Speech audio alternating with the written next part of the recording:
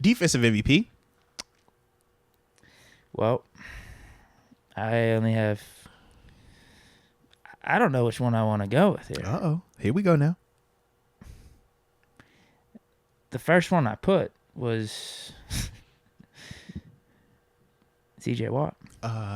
I could understand that 100% because we have clearly seen the difference. We have one win without him. Uh-huh.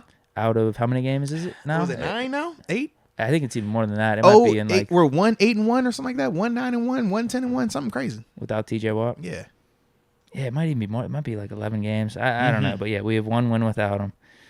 We see some of the inconsistency in our defense without him. We saw what our defense looked like in the Bengals game. It looked like it was going to be the best defense in the league, literally. I mean, you get Joe Burrow to throw 5 picks, and we get interception taken back to the house. We saw the plays that TJ Watt was making all over the place. Like, there's a huge difference without him being there. I mean, we paid him $30 million for a reason. Can I say tie? I mean, go for it, bro. TJ's a good answer. It is your world. The other one's Minka. Yeah. The other one's Minka because in tandem with TJ, I mean, those two basically single-handedly won us the Bengals game on defense. Because you had TJ making his plays, but then also Minka with the pick 6, and then also the extra point block that got us to overtime was insane.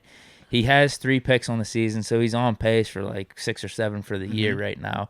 But he should have 4 or 5. I think he's got a drop or 2.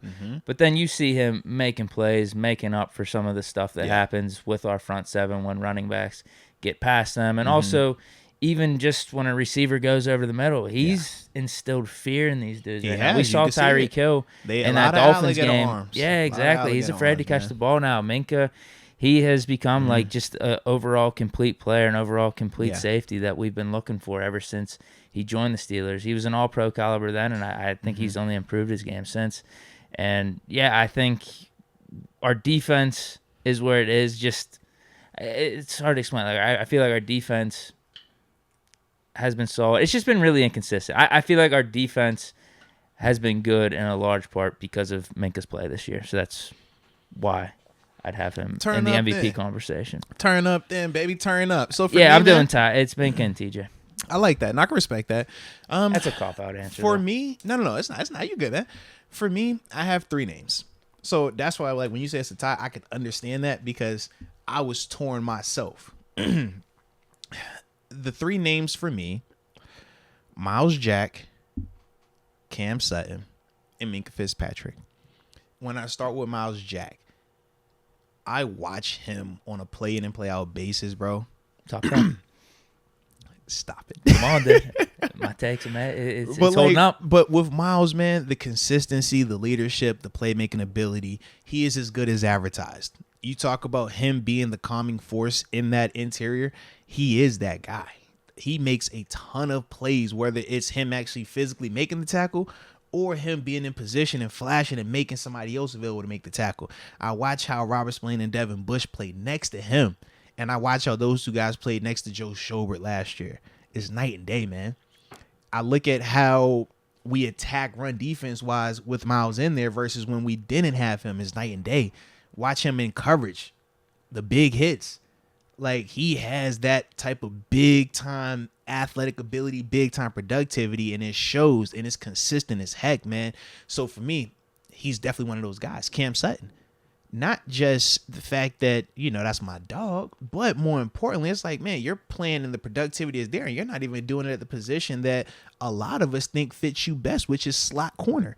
You're having all this success on the outside, getting interceptions, handling all the big-time receivers, and you still got some picks that you dropped. Mm-hmm. Yeah, he's in the same boat as Minka. Absolutely. Yeah. So it's like, I knock you for the drops, but I salute you because you're in position. You're actually reading it, making the right play, taking the chance. We talk about even carrying over from the preseason, some of the interceptions he was getting. And we're like, bro, this is big understanding. This is my guy, but I know this route. I know what this is, and I'm going to jump that. That's that next level type stuff.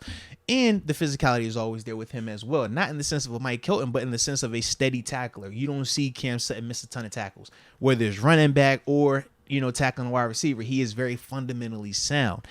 And then, obviously, when we talk about Minka Fitzpatrick, he has single-handedly got us out of a stadium. Like, that's the part for me in terms of I'm stuck between those three, but Minkah is my pick because of that. Minkah, we know the interceptions, we know the nastiness he plays, we know the tone that he sets the defense with. But that's the difference between Myles Jack and Cam Sutton. They have been major contributors to this team. I would also throw Alex Highsmith as an honorable mention. I don't have him in the same class as those three, but he's an honorable mention. But when I think of Minkah, I'm just like, dude, this dude literally picked 6, blocked field goal, and was a menace out there against Cincinnati. We could see that. Oh, yeah. Don't forget it. I think he led the He was a menace out there, bro. Too. Yes. Like, that's different. Miami game, you see the impact. That's different. Philly is the one where it's like, man, we've never seen him lose the jump ball. That was the surprise. But outside of that, it's like, man, this dude has been on one, man, and the consistency is there. And I love the fact that he plays with amazing effort also. When I did the film breakdown of him from the Dolphins game, one of the plays that I really enjoyed from him was a 3rd and 7? He's the back half field defender. He makes the tackle for a 3-yard gain on a catch all the way across the field. And it's all because he's just hauling tail to go get there, man. So for me, Minkah is my MVP for the Steelers on defense. But like I said, Cam Sutton and Myles Jack, man, definitely, you know, I was thinking both of them are heavily in that conversation as well, man. I was thinking both of them too, just in terms of like honorable mentions or people to talk about. What's interesting about you bringing up Myles Jack, though, I had this marked for our conversation on Wednesday, because I'm assuming we're going to take one of the topics we had today and move it to Wednesday. But I wrote this down.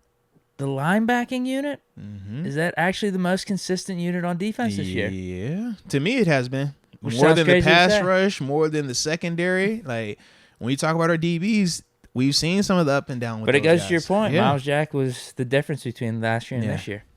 Myles, like, you watch him, bro, it doesn't matter what game I put on, man. He's always in the mix. Like, he's the part. He fits the bill, man. He's one of them dudes. I'm like, hey, man, whatever his deal is, make sure we keep him, all right? Make sure he's around. We like him. Yeah, we have to. Yeah.